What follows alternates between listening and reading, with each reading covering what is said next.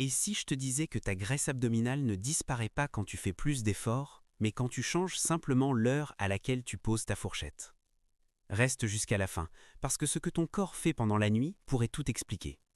Si cette vidéo t'aide à comprendre ton corps autrement, abonne-toi et reste avec moi. Tu vas voir des choses que personne ne t'explique jamais aussi clairement. Et si ton ventre n'était pas seulement une réserve, mais une horloge? Une horloge silencieuse, biologique, réglée non pas par des aiguilles, mais par la lumière, les hormones et l'absence soudaine de nourriture. Peu de gens imaginent que la graisse abdominale écoute le temps passé. Chaque jour, ton corps observe les heures avec une précision étonnante. Il sait quand tu manges, quand tu t'arrêtes, et surtout quand tu répètes ce geste soir après soir. Ce n'est pas un jugement moral, c'est une lecture froide de survie. La graisse du ventre n'est pas comme les autres, elle est proche du foie, sensible aux signaux hormonaux et extraordinairement réactive aux changements de rythme. Elle ne disparaît pas par hasard et elle ne s'accroche pas sans raison. Et c'est ici que tout commence. Parce que lorsque tu poses tes couverts à 18 heures, quelque chose, profondément enfoui en toi, remarque l'heure exacte. Et il commence déjà à se préparer. À 18 heures, le corps ne panique pas, il ne brûle rien encore, il observe. Comme un général avant la nuit, il évalue les ressources disponibles et décide s'il doit stocker ou changer de plan. Tant que la nourriture arrive, le message est clair, abondance. Mais quand l'apport s'arrête plus tôt que d'habitude, un doute s'installe. Ce doute n'est pas dangereux, il est puissant. À partir de ce moment précis, certaines hormones commencent lentement à baisser, tandis que d'autres se préparent à monter. Rien n'est brutal, tout est progressif, presque élégant. Et sans que tu le sentes, ton métabolisme cesse peu à peu de fonctionner en mode réserve. Il n'attaque pas encore la graisse, mais il vient de tourner la clé qui rendra cela possible plus tard dans la nuit. Pendant que tu regardes un écran ou que tu te détends, ton foie travaille. Pas bruyamment, pas douloureusement, mais avec une précision redoutable. C'est lui qui décide quand le sucre cesse d'être la priorité.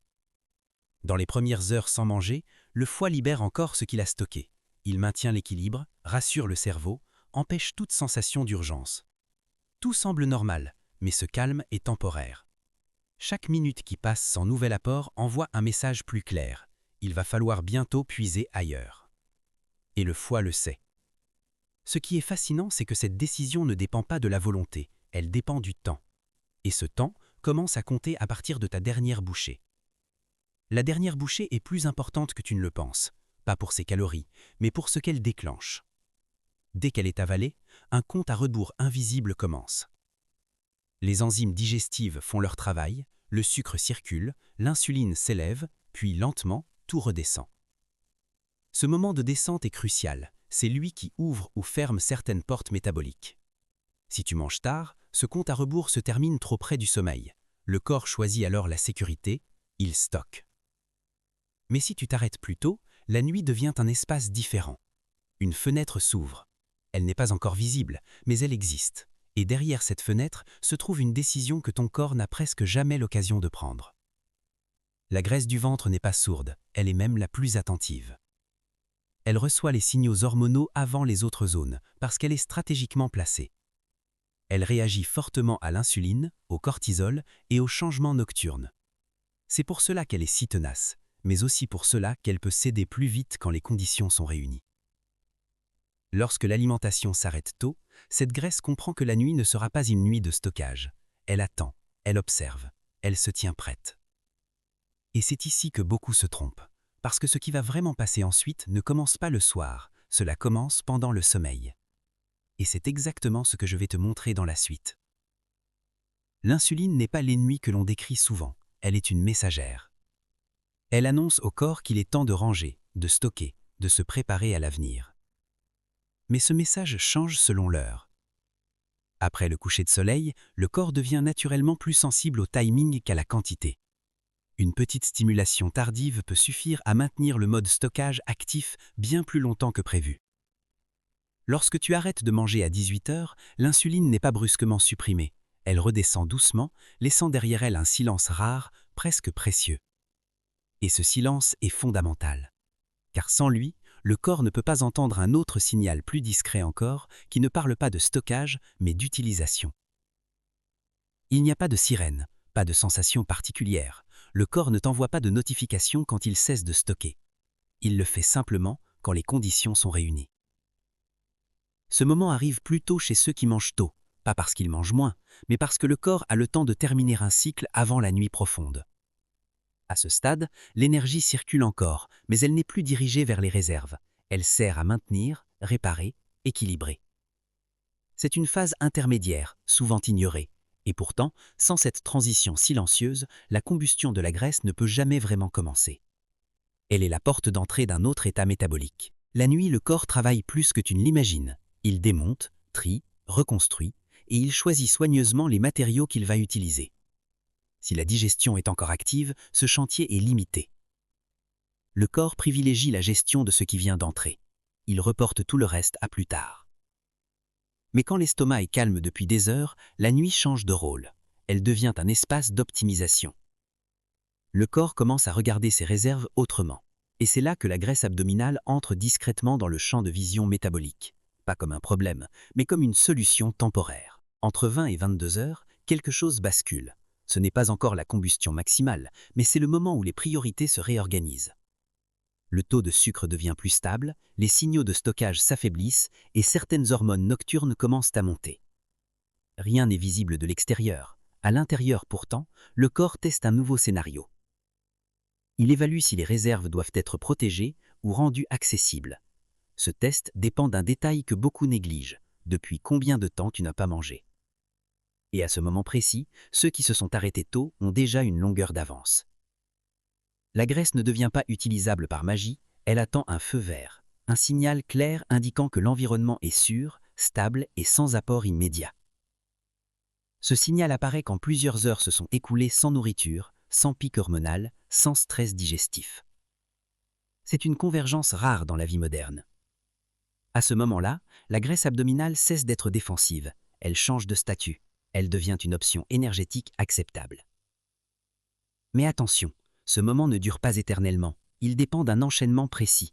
Et ce qui va vraiment passer ensuite ne se joue pas encore pendant le sommeil. Le ventre n'est pas une zone comme les autres, il est central, viscéral et connecté directement aux organes les plus stratégiques pour la survie. Cette proximité change tout. La graisse abdominale reçoit les signaux hormonaux plus rapidement et plus intensément.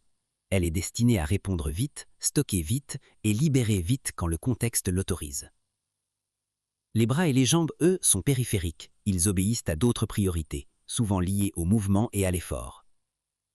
Le ventre, lui, obéit au temps et aux rythmes internes. C'est pour cela que modifier l'heure du dernier repas peut affecter le ventre avant même que le reste du corps ne semble changer. Et ce n'est que le début. Quand tu t'endors, un signal discret prend le relais. Il ne crie pas, il ne force rien, il indique simplement que le monde extérieur est en pause. Ce signal permet au corps de réduire la vigilance digestive et d'augmenter les processus internes de réparation et d'optimisation énergétique. Mais il ne peut agir pleinement que si l'insuline est basse et stable, sinon il est partiellement bloqué, comme une porte entrouverte. C'est ici que le fait de s'arrêter de manger à 18 heures prend tout son sens. Le sommeil devient alors un accélérateur, pas un frein.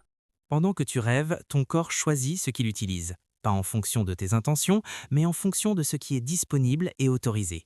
Si le sucre est absent et que les réserves sont accessibles, certaines graisses deviennent une option logique.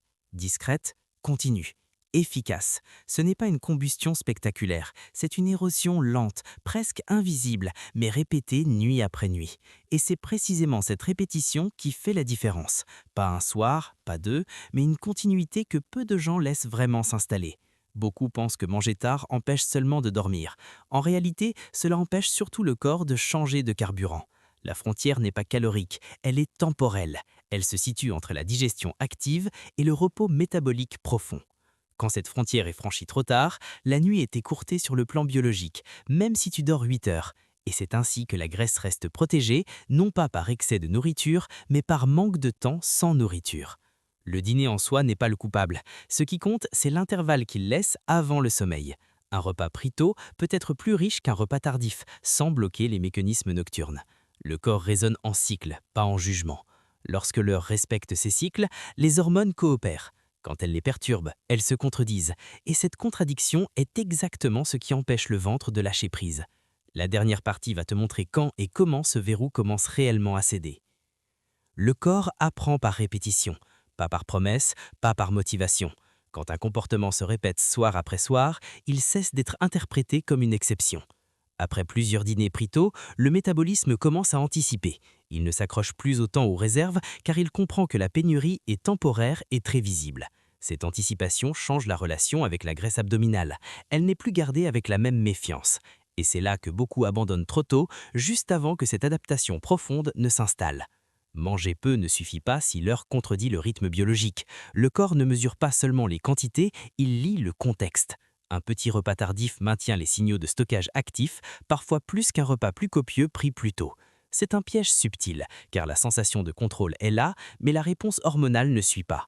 Et c'est ainsi que la graisse du ventre reste intacte, non par excès, mais par mauvais timing. La graisse abdominale ne cède pas au premier soir, ni au deuxième. Elle attend une preuve de cohérence. Ce moment arrive quand le corps est sûr que la nuit sera régulièrement longue et calme sur le plan digestif. Alors seulement certaines réserves deviennent négociables. Pas en urgence, en confiance. C'est un processus lent, mais une fois enclenché, il devient étonnamment stable. Chez certaines personnes, le simple changement d'horaire suffit à modifier l'équilibre, non parce qu'elles brûlent plus, mais parce qu'elles bloquent moins. Le corps n'a pas besoin de forcer quand les freins sont levés, il suit simplement la voie la plus efficace. La graisse abdominale est souvent retenue par des signaux contradictoires, pas par un manque d'effort. Et quand ces signaux disparaissent, le changement peut sembler presque mystérieux vu de l'extérieur. Arrêter de manger à 18 heures n'est pas une règle magique, c'est un message clair envoyé au corps. Ce message dit « La nuit est un espace sûr, long, prévisible, tu peux utiliser ce que tu as stocké ». La graisse abdominale ne disparaît pas par punition, mais par permission. Et quand cette permission est donnée soir après soir, le corps fait ce qu'il a toujours su faire, sans que tu aies besoin de lutter contre lui.